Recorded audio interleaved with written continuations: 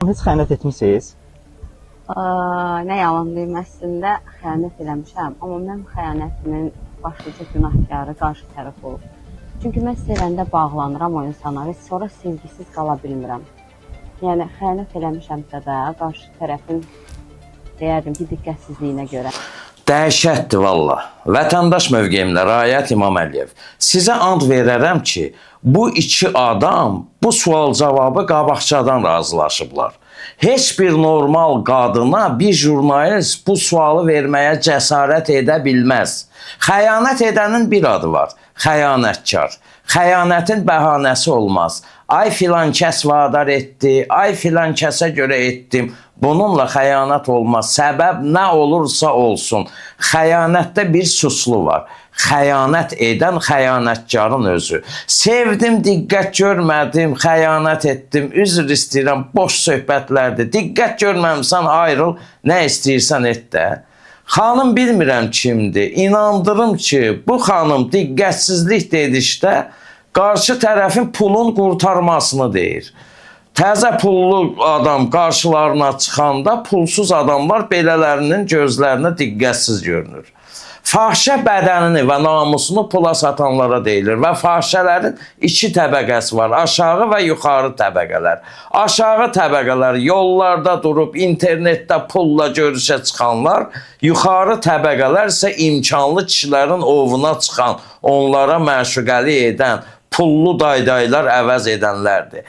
Hər ikisi bədənlərini, ləyaqətlərini və şərəflərini pula satanlardır. Belə reklamla gündəmə gəlmək doğru deyil bu xanıma. Vallahi bu xanıma da ayıb olsun. O jurnalistə də ayıb olsun. Ayıbdır.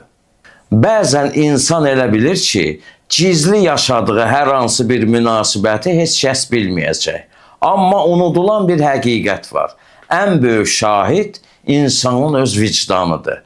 Qadın da, kişi də xəyanət edəndə təkcə həyat yoldaşını aldatmır, etibarını da öldürür, ailənin təməlini də sarsıdır, uşaqların gələcəyinə də görünməyən yara vurur. Xəyanət bir anlıq hiss ola bilər, amma onun nəticəsi illərlə davam edən peşmançılıqdır. Bir qadın və ya kişi həyat yoldaşına xəyanət edəndə bəlkə də düşünür ki, xoşbəxtliyi başqa yerdə tapacaq. Amma xoşbəxtlik yalan üzərində qurulmur. Yalanın təməli çökəndə altında qalan ilk insan elə həmin xəyanətkarın özü olur. Etibar şüşə kimidir. Bir dəfə qırıldısa onu yapışdırmaq olar. Amma çatları həmişə görünəcək. Ən ağır zərbə isə uşaqlara dəyir. Onlar valideynlərinin sözlərini yox, davranışlarını yadda saxlayır. Bir ailənin dağılması yalnız iki insanın ayrılığı deyil, bəzən bir nəslin psixologiyasına təsir edir. Xəyanət edən insan bir gün güzgüyə baxanda başqalarının deyil, öz vicdanını görür. Çünki hər şeydən qaçmaq olar, amma vicdandan qaçmaq mümkün deyil. Sevgi bitə bilər, hörmət azala bilər. Ayrılmaq qərarı da verilə bilər. Amma xəyanət heç vaxt çıxış yolu deyil. Əgər bir münasibət davam etmirsə, onu dürüst şəkildə bitirmək daha şərəflidir. Nəinki yalanla yaşamaq. Çünki insanın ən böyük sərvəti nə pulu, nə də gözəlliyidir. Ən böyük sərvəti onun etibarıdır. Etibar itəndə isə çox şey geri qayıtmır. Unutmayaq. Xəyanətin qalibi olmur. O gec-tez hər kəsdən nəyinsə qisasını alır.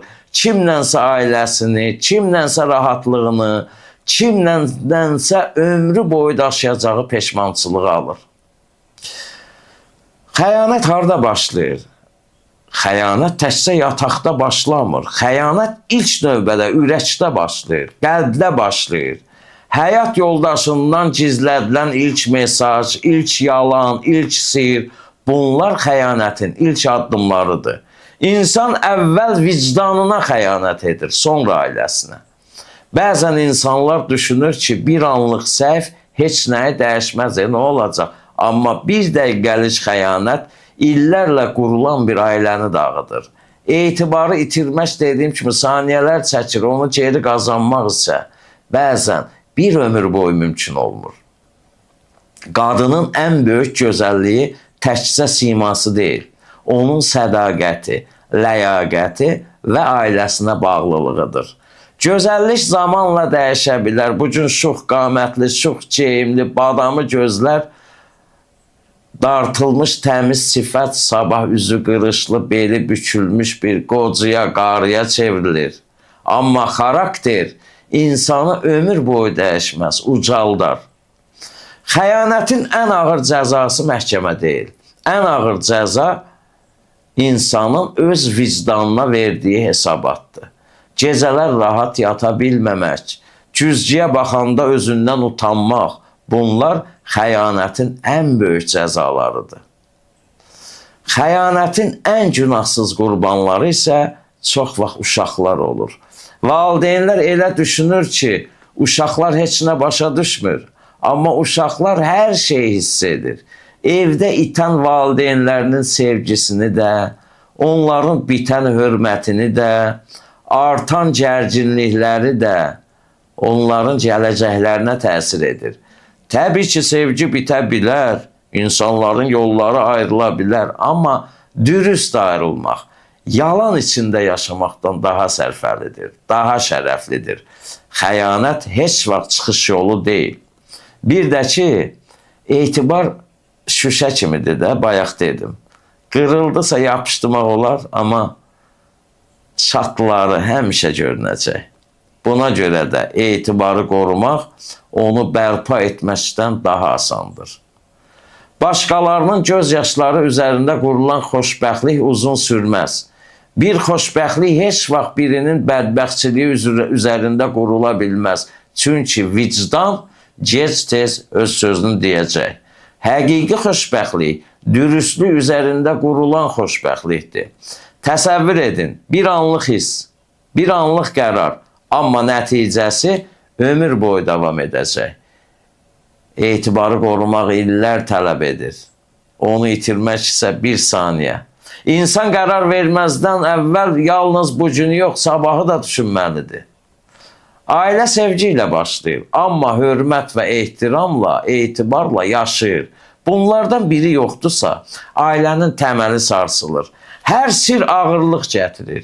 İnsan uzun müddət yalanla yaşadıqca ən çox öz daxilinə, ən çox yalanla yaşadığı üçün öz mənəviyyatı yorulur, vicdanı yorulur. Bağışlamaq lazımdır bəzən deyirik. Amma bağışlamaq da böyük ürək tələb edir. Bağışlamaq da hər şeyi əvvəlki kimi etmir.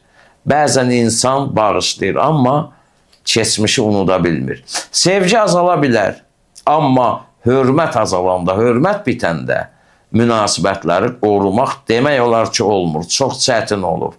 Bu arada peşmançılıq insanın keçmişini dəyişmir. Amma gələcək üçün bir dərs olur. Əsl sevgi təkcə bir his deyil. İnsan həyatında bir çox şeyi yenidən qazana bilər, pulunu, işini, uğurunu, amma itirilmiş etibarını geri qaytara bilməz. Buna görə də hər addımı düşünərək atmaq lazımdır.